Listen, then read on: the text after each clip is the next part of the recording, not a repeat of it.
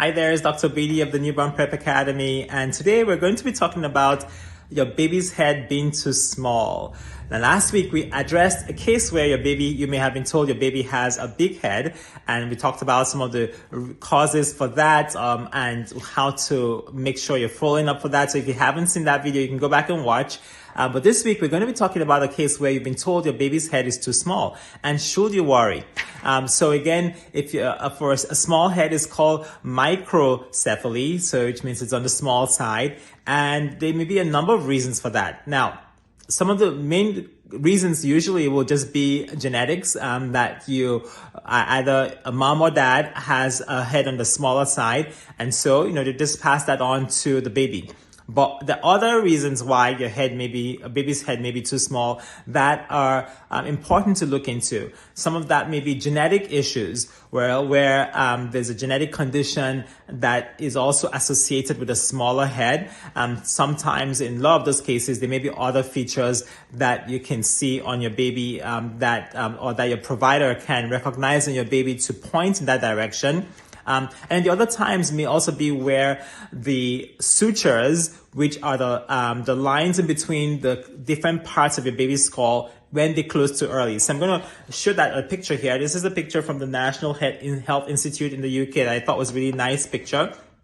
It shows the 4 different parts of your baby's skull. So you have a frontal bone here, the one in the front. You have 2 side bones called the parietal bone, and one in the back there called the occipital bone. And they have this space in between them called the sutures, right? And that leaves the different parts of the skull open so that as your baby grows, that the head is able to expand and allow for the growth in your baby's brain. Eventually, all those sutures close up when the brain has reached close to its full size. And you have, of course, the space in the front there called the anterior fontanelle, or the soft spot, and a smaller one in the back there.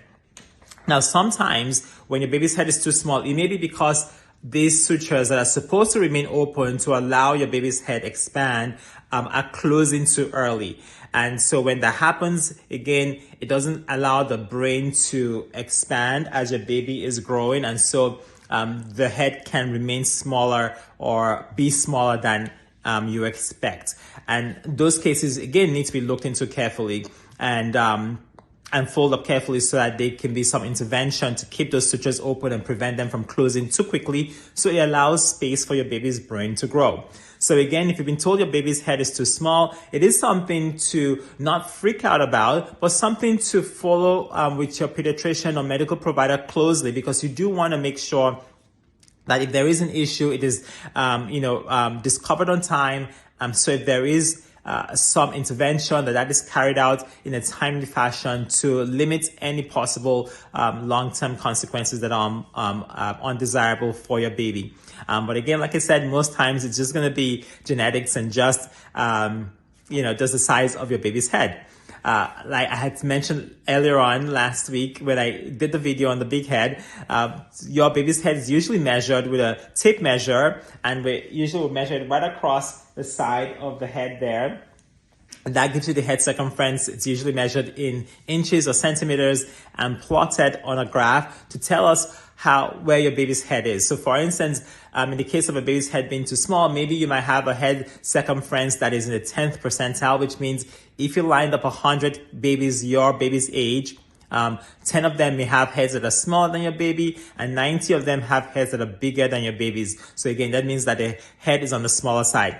And also more concerning may be where your baby's head circumference was, for instance, in the 50th percentile, so halfway, in the population of 100 babies. But then at subsequent visits, when the head circumference was remeasured, the percentiles started to drop. So it was 50th percentile, now it's 40, now it's 20, now it's 10. And that may be more concerning because it means that the brain is not growing or the head is not growing like you would normally expect. And again, those need to be folded up very carefully. So at the end of the day, if you've been told your baby's head is too big or too small, you do want to follow up with your medical provider, your pediatrician, whoever is caring for your baby, and follow their recommendations. They may want to do an ultrasound to see what's going on inside a baby's head. They may want to do an x-ray where that's appropriate, or an MRI to investigate this further, or refer your baby to a neurosurgeon to again investigate what may be going on.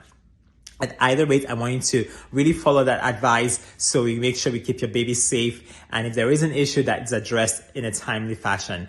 Well, again, I hope that was helpful. This is Dr. Obidi of the Newborn Prep Academy. Right around wherever you're watching this video, there will be links for resources that you can access, some free guides that can help you confidently care for your newborn, as well as one to help you choose the right pediatrician, and also other resources like the newborn preparation course and the baby prep essentials masterclass. All these are designed so that they can equip you to help you understand what to expect from your newborn and how to care for them confidently, how to get rid of mom guilt or release mom guilt so you can care for your baby confidently. Again, Dr. Obidi of the Newborn Prep Academy, and thank you for watching.